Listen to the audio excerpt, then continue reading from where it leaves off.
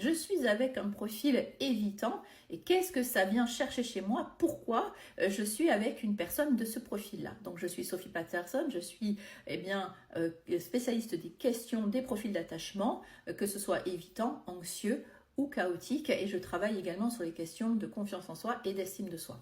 Si vous ne connaissez pas le profil évitant, allez consulter ma vidéo en haut de mon profil, je l'ai épinglée. Donc cette question revient souvent, c'est-à-dire moi je pense que d'après ma philosophie, mais ça n'engage que moi, que nous rencontrons jamais les gens par hasard et que finalement en miroir on va aller voir effectivement ce qui va pas vraiment chez nous, nos failles, nos traumas, nos difficultés, et que finalement l'autre va être effectivement le reflet de ce qui ne va pas chez nous. En tout cas, de ce qui est à améliorer.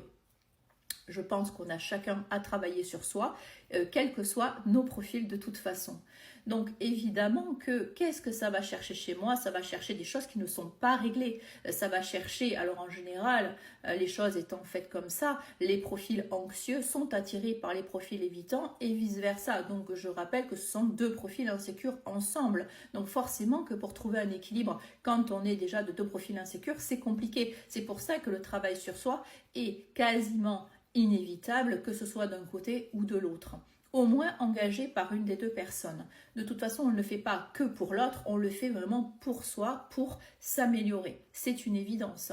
Donc finalement, en accompagnement, j'ai souvent des personnes anxieuses, mais pas que, j'ai aussi des profils évitants, mais chez les personnes anxieuses, on va aller chercher pourquoi on a toujours besoin d'être rassuré, pourquoi effectivement on se sent toujours en insécurité, qu'est-ce qui a été vécu, qui finalement n'a pas été accepté, digéré, etc. Et ça va être amplifié par le profil évitant qui va appuyer là où ça fait mal et vice-versa. Donc évidemment, je vous dirais que vu comme ça, ce sont des relations qui sont compliquées et souffrantes.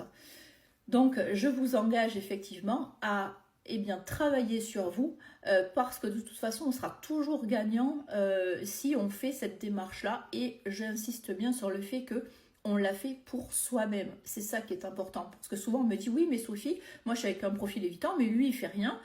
Et puis moi, c'est à moi de faire tout le travail. Eh bien, déjà, c'est quand même bien de le faire pour vous-même. C'est déjà la première chose. C'est-à-dire, je prends soin de moi, je respecte mes besoins et je m'aime pour ça.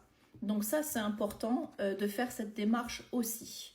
Donc, évidemment qu'à chaque fois que vous avez quelque chose de souffrant, ça vous renvoie à quelque chose qu'il faut travailler chez vous. Donc si vous avez des commentaires, n'hésitez pas